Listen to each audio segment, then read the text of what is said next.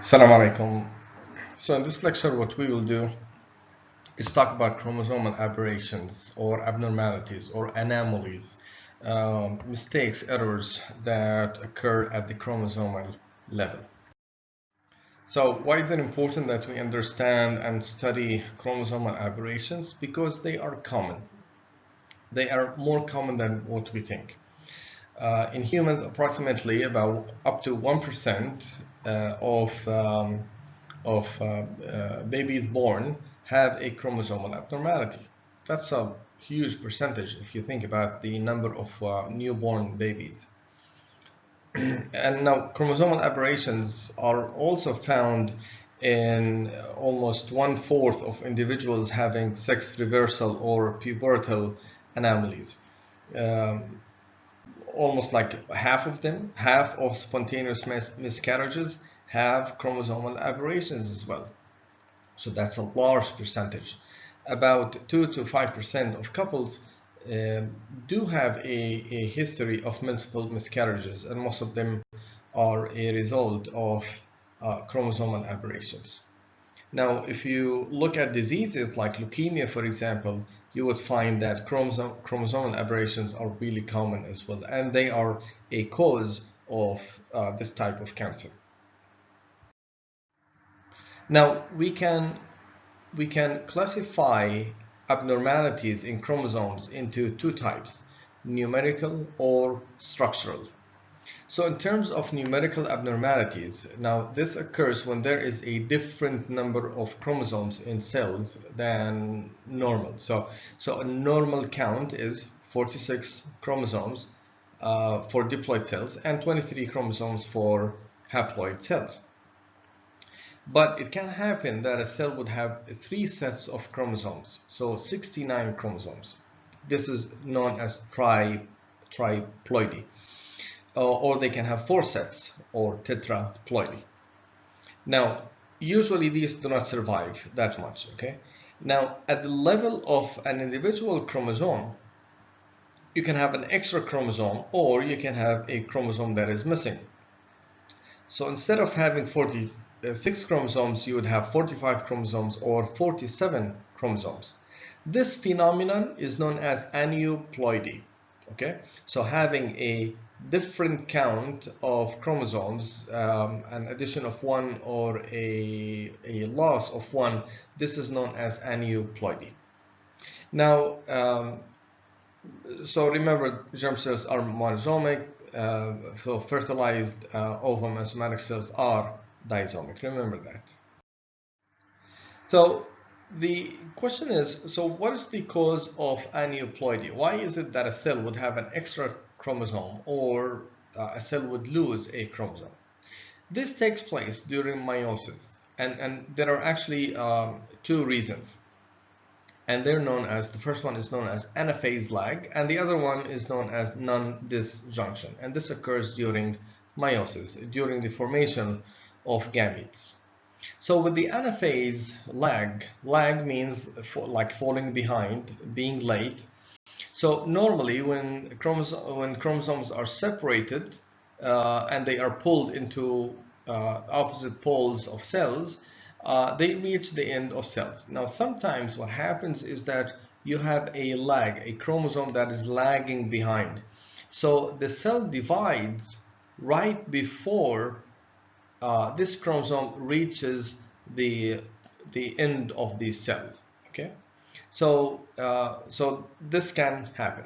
Now another common cause for aneuploidy is what is known as non-disjunction. Okay, so disjunction means like separation of chromosomes. Non-disjunction means that there is no separation of chromosomes. There is failure for the separation of chromosome pair. And this can happen during meiosis 1 or meiosis 2.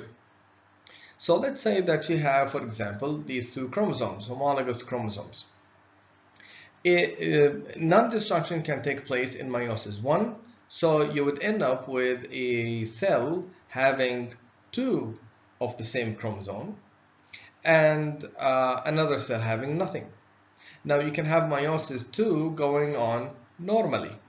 So you would have, in this case, disomic gametes having two copies of the same chromosome.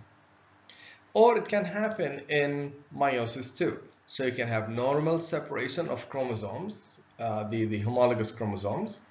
And then when sister chromatids are separated, now you have non-disjunction. So you would end up with one disomic gamete and a nolisomic gamete having no chromosome.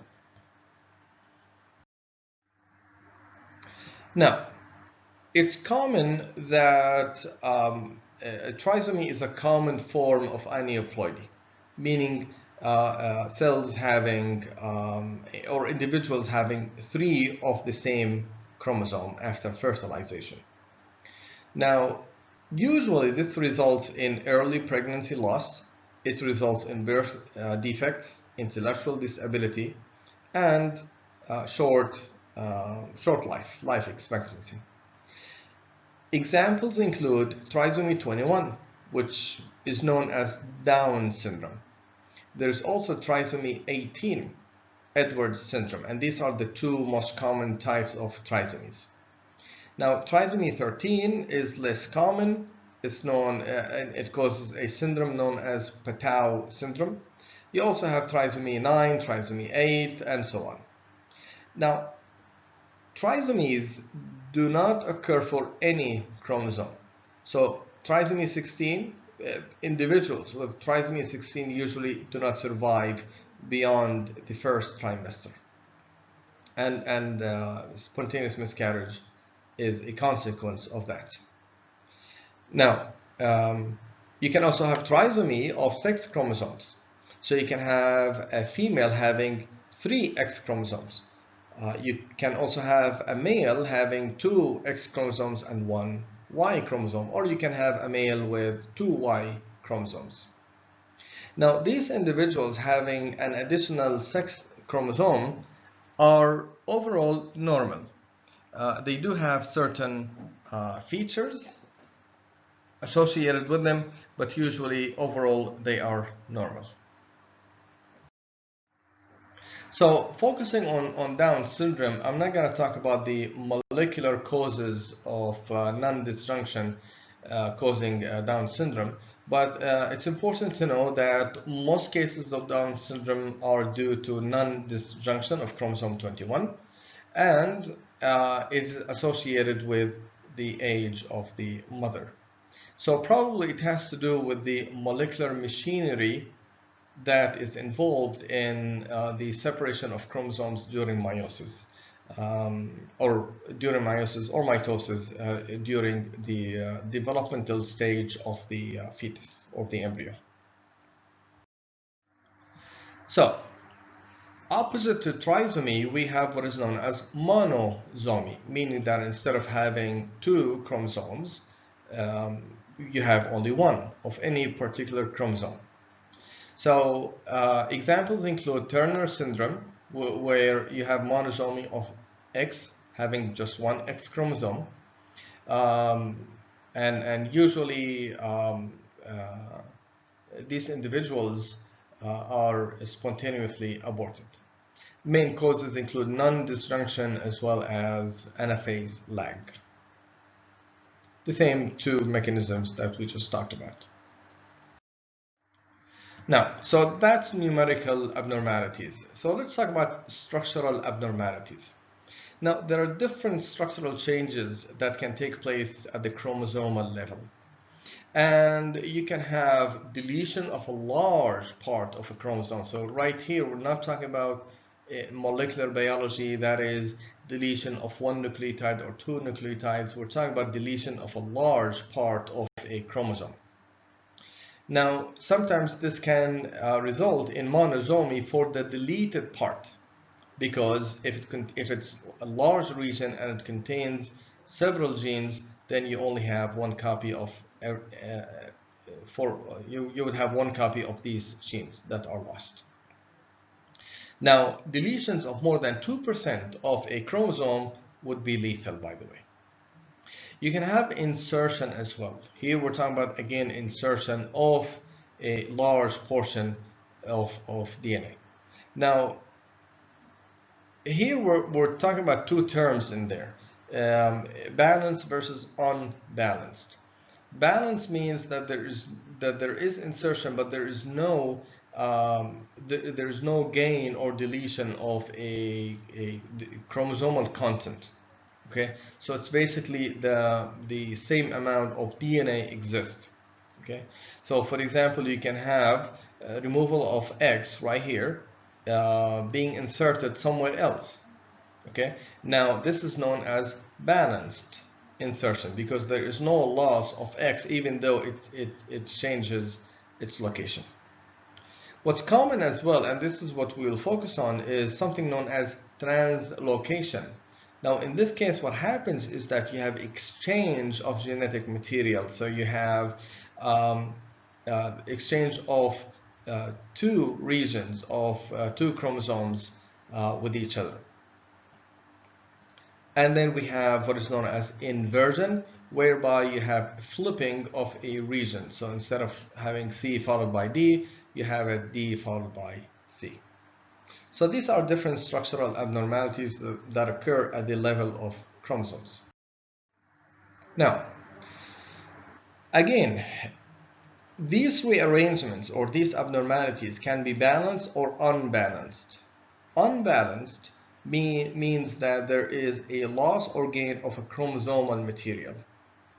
On the other hand, a balanced rearrangement means that there is no addition or deletion of any region of a chromosome. It only changes location, for example. Now, usually these individuals with balanced rearrangements are normal because they have the same content, but their offspring are at high risk of having unbalanced gametes or miscarriages and so on. On the other hand, individuals having unbalanced arrangement there's a good probability that they would have significant clinical consequences. So let's talk about a type of translocation. So we'll focus right now on translocation. We'll talk about one type of translocation known as Robertsonian translocation.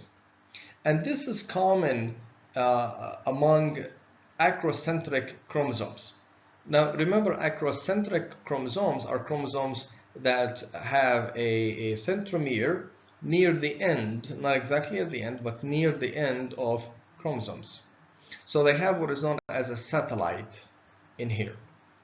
Now, there are 5 acrocentric chromosomes, 13, 14, 15, 21, and 22. Remember, 21 is the one associated with Down syndrome. So you can have balanced translocation, whereby you have a fusion of 2 acrocentric chromosomes. Now, this results in what is known as balanced translocation because there is no loss of genetic material. Now, someone would say, well, wait a second, but there is loss of these satellites. And I say, yes, but these satellites in these particular chromosomes contain rRNA genes.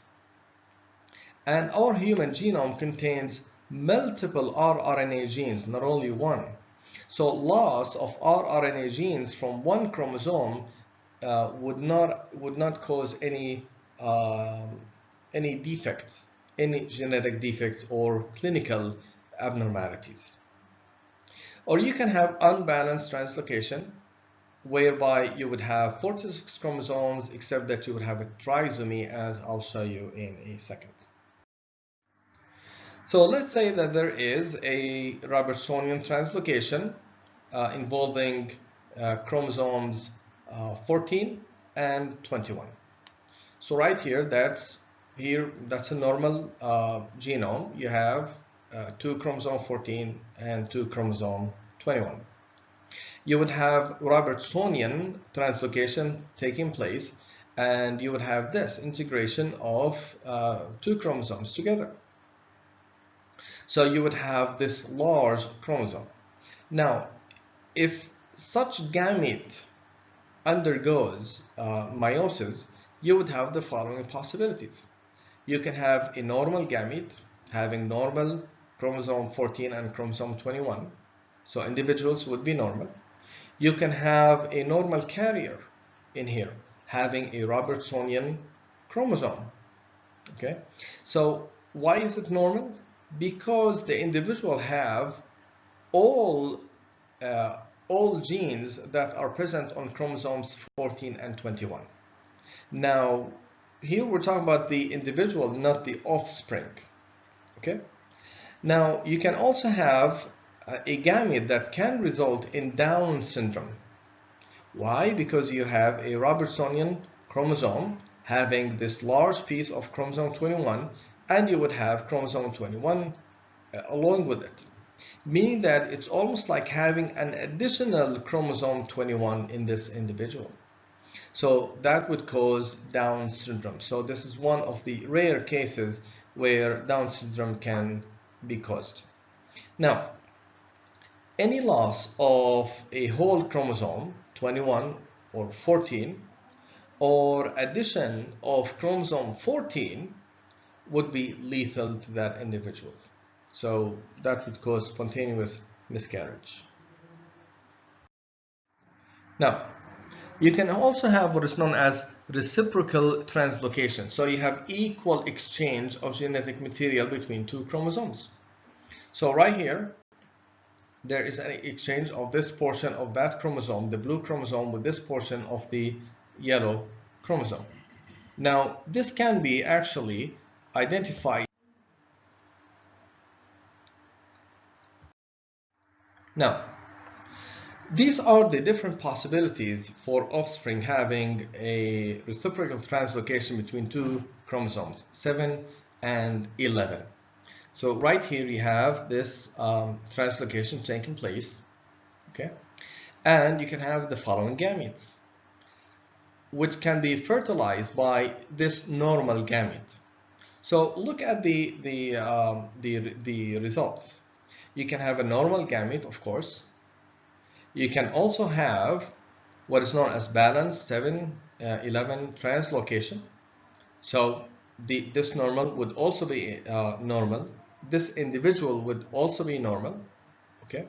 Or the individual that is produced from this gamete would be normal. You can have a trisomy 7q having an extra piece of chromosome 7, and you have a piece from chromosome 11 that is missing. So you have trisomy 7q and monosomy 11q. Or you can have the opposite. You can have monosomy 7q and trisomy 11q. So these are the different offspring that can be produced from these gametes. Now, another alteration or abnormality, chromosomal abnormality, is inversion. So you have flipping of a part of a chromosome. Now, you might wonder, why do these things happen? Remember that DNA and chromosomes are really dynamic. They are not static molecules. They undergo a lot of rearrangements and fusion, and it's quite complex actually. So what you have in inversion in here is a flipping of a certain region. Now, this is balanced rearrangement, by the way, because it doesn't result in loss of any genetic material or addition of any genetic material. But you can have two types of inversion happening. You can have what is known as pericentric inversion, involving the centromere, so the inversion occurs around the centromere, or you can have paracentric inversion that takes place outside the centromeric region. Okay. Now, usually there are no clinical implications, except that individuals, unless the break takes place within a gene, so a gene is disrupted. Now we have abnormal structures of chromosomes, or I would say abnormal chromosomes with strange structures. You have what is known as ring chromosomes. And in this case, what happens is that the tips of a chromosome would be broken off, and the two ends of the chromosomes can now fuse with each other because they're sticky. Okay, resulting in the formation of a ring chromosome. Now these steps, by the way, they are degraded, they get lost. So you have a ring chromosome.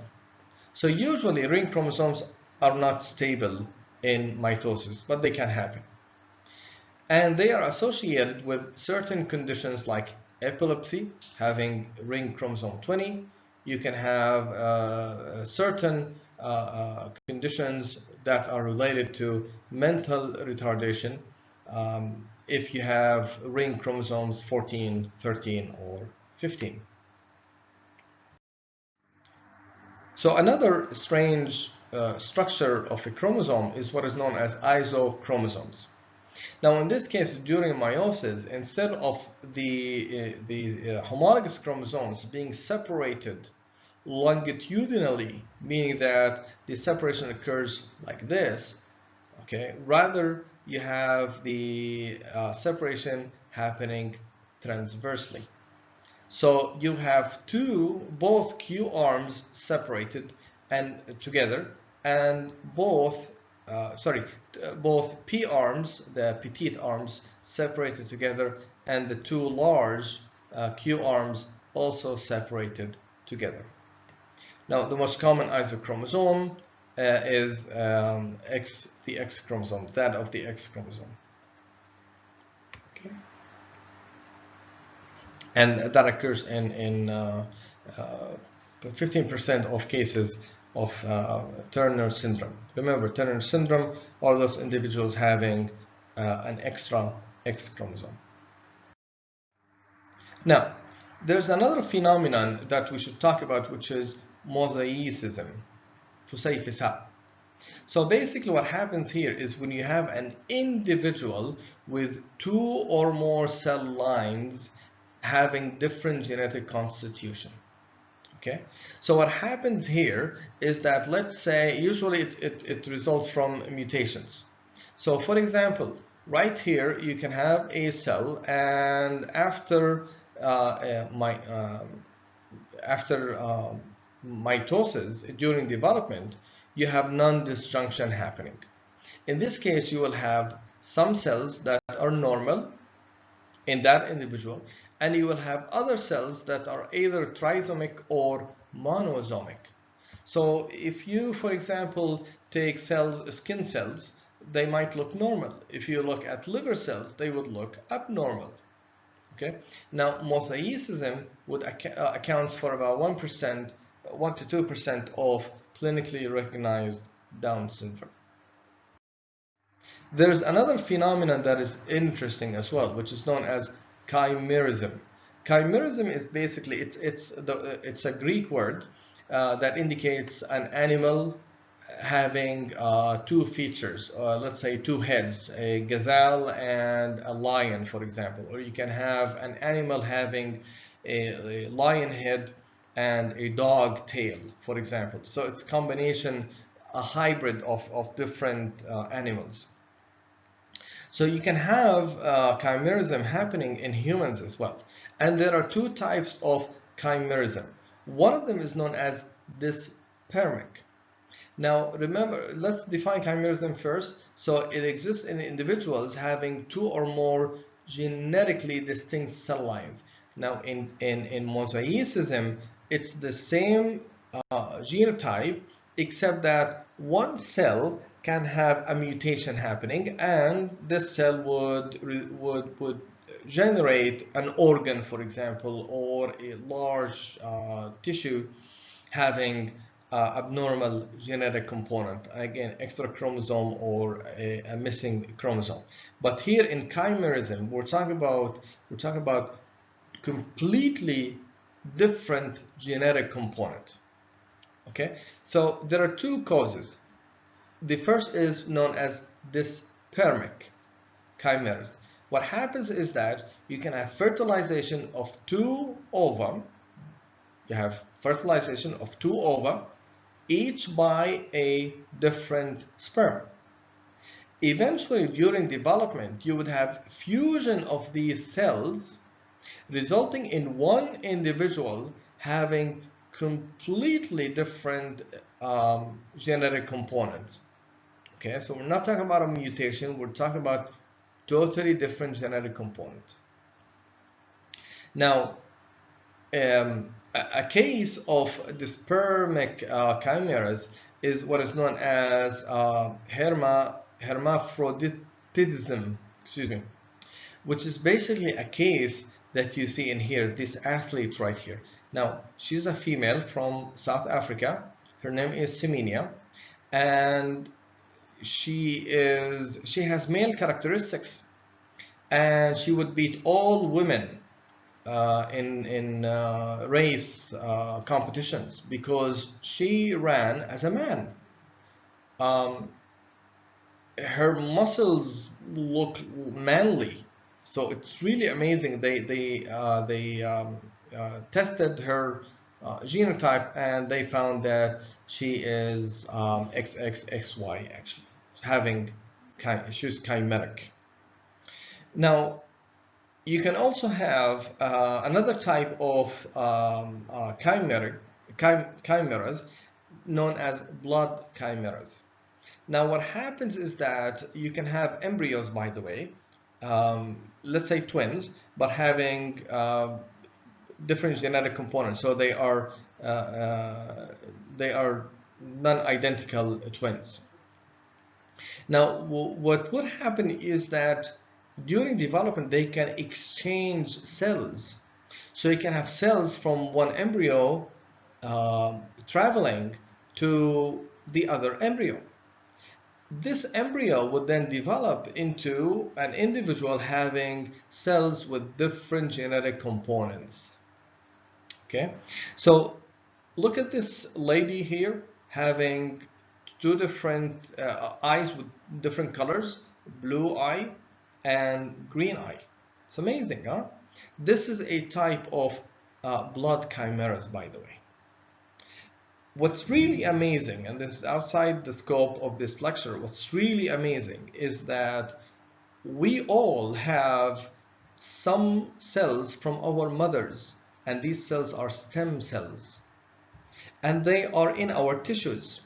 And what's really amazing is that when these tissues are damaged, let's say cardiac tissue, if it is damaged, it can be repaired by the mother's stem cells that were implanted when we were embryos.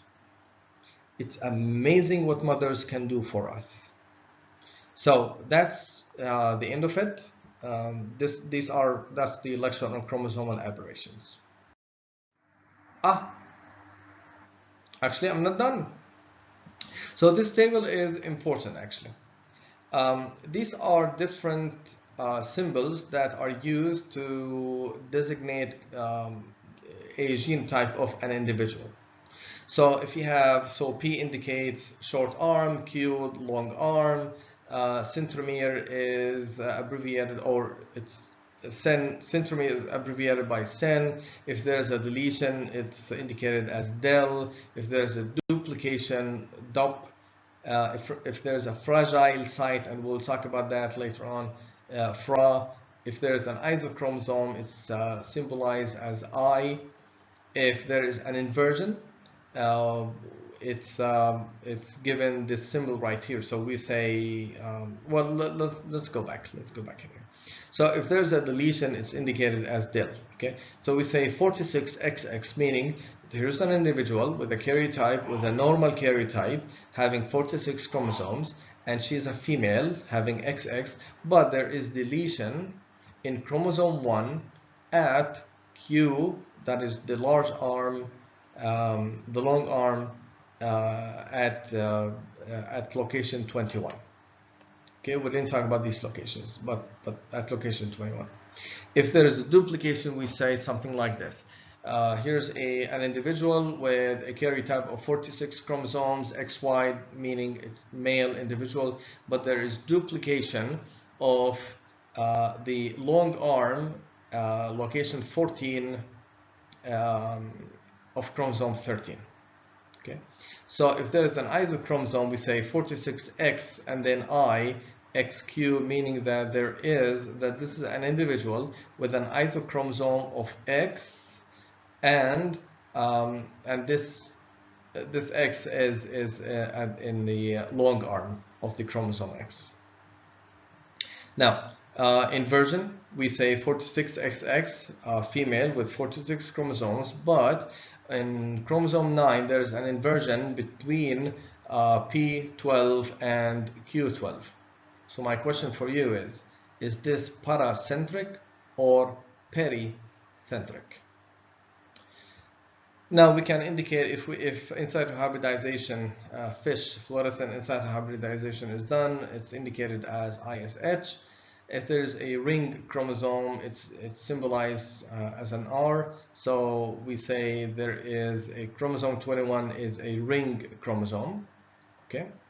If there is a translocation, we indicate where this translocation takes place. So we say 46XY, so that's male. Translocation between chromosomes 2 and 4.